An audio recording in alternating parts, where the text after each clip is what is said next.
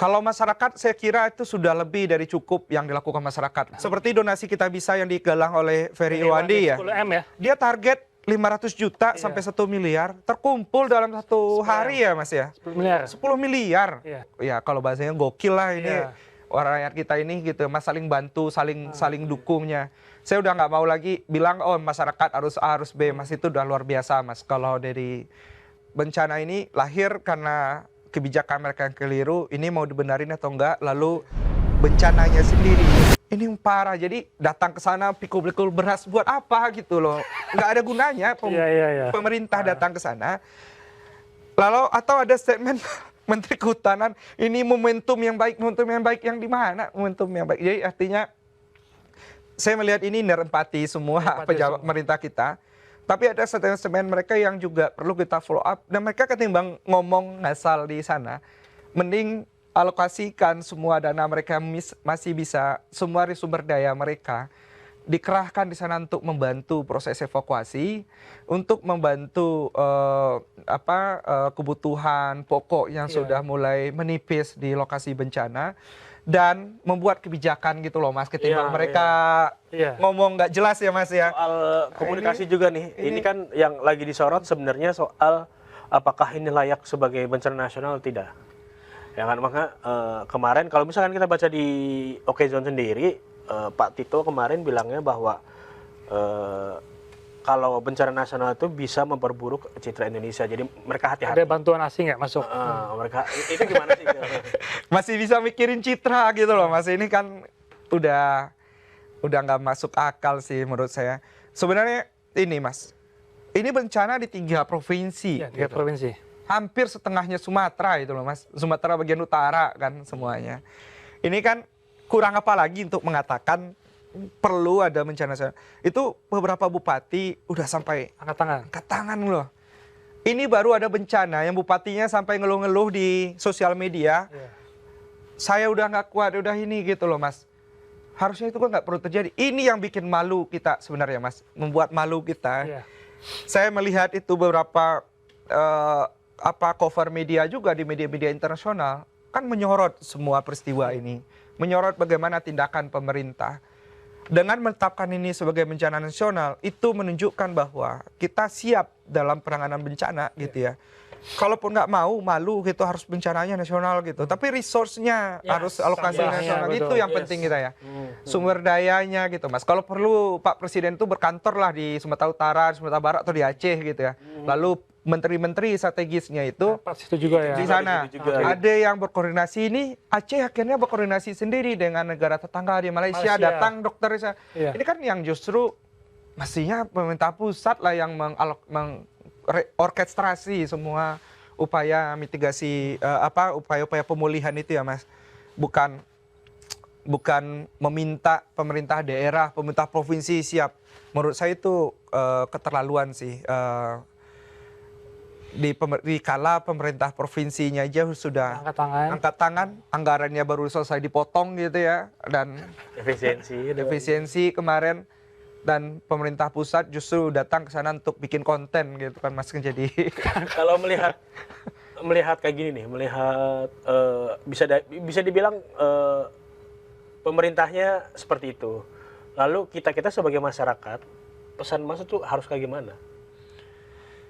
Kalau masyarakat, saya kira itu sudah lebih dari cukup yang dilakukan masyarakat, Mas. Bahkan kalau kita lihat baru-baru ini mengejutkan sekali, luar biasa lah masyarakat Indonesia untuk solidaritasnya, Mas ya. Seperti donasi Kita Bisa yang digalang oleh Ferry Iwandi ya. 10M ya. Dia target 500 juta sampai 1 miliar terkumpul dalam 1 hari ya Mas ya. 10 miliar. 10 miliar.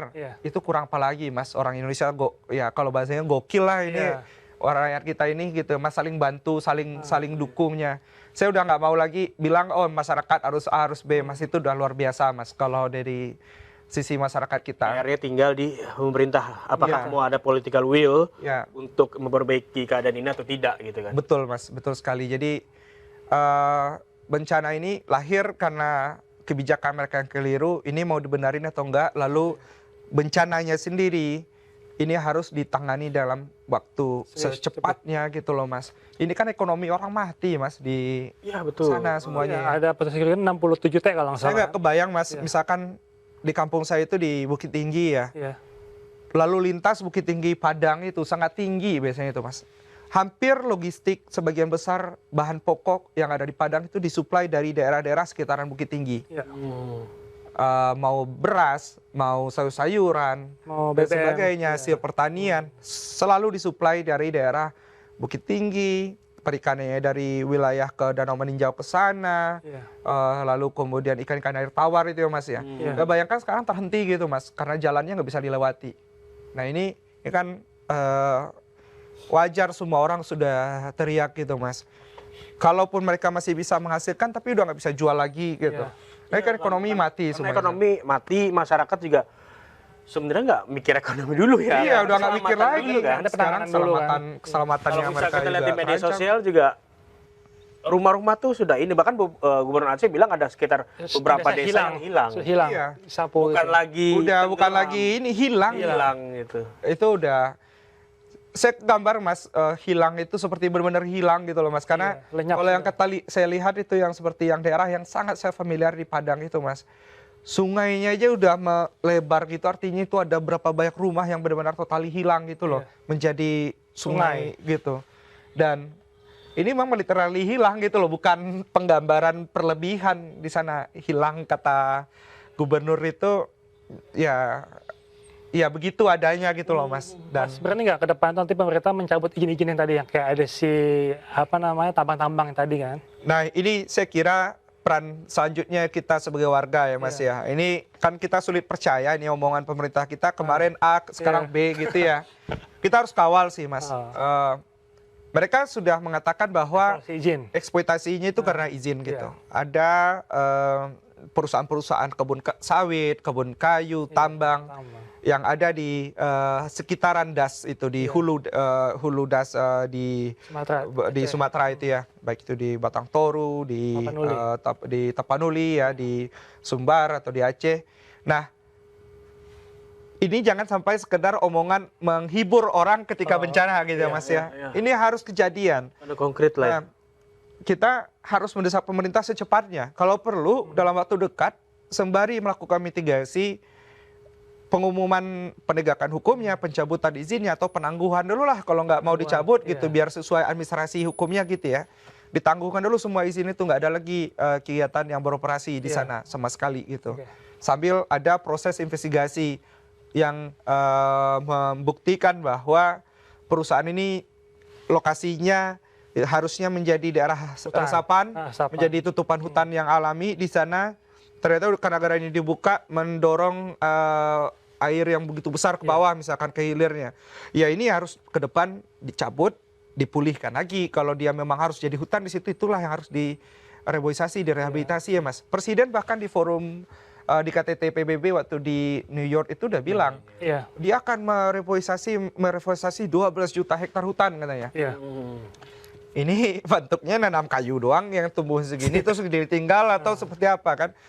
Dan untuk menjadikan itu benar-benar berdampak, maka sekarang momen pemerintah itu ya berhentilah ngecap gitu loh Mas, ngomong di mana-mana, tapi Dengan pemerintah semenjak pemerintahannya Pak Jokowi kalau nggak salah ya, keluar-keluar soal green economy. Gimana itu? nah ini ini lagi-lagi ini ya mau pemerintah ngomongnya green economy.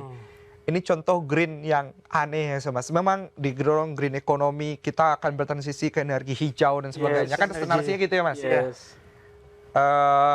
Sekarang kalau kita pergi ke SPBU udah ada namanya solar yang biofuel gitu kan. Yang sekarang tuh udah B40 apa masih B40 kalau saya. B40 ya. Artinya ada 40% komponen sawit di dalam itu Mas. Nah, pertanyaan saya, sawit adalah hijau atau kemudian dia merusak? Yang tadi lagi ya. Nah, ini sama hal dengan motor sepeda listrik gitu kan. Pakai batu bara kan. Tapi batu baranya listriknya masih dari batu bara. Batu bara. Belum. Padahal kalau potensi energi hijau di kita banyak sekali kan Mas. Energi matahari selalu bersinar di Indonesia ini. Beberapa daerah punya angin yang anginnya bagus di mana-mana gitu ya. Juga ya. Kalau PLTA ini agak dilema bilangnya sebagai ini ya Mas ya.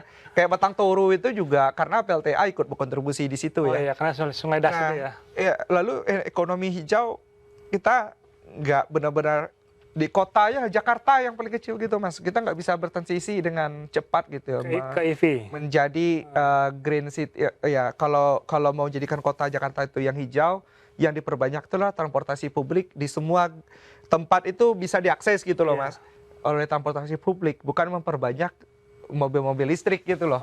Yang diperbanyak itu adalah transportasi publik yang menggunakan energi listrik nggak apa-apa, tapi bukan mobil pribadi yang menggunakan mobil listrik gitu.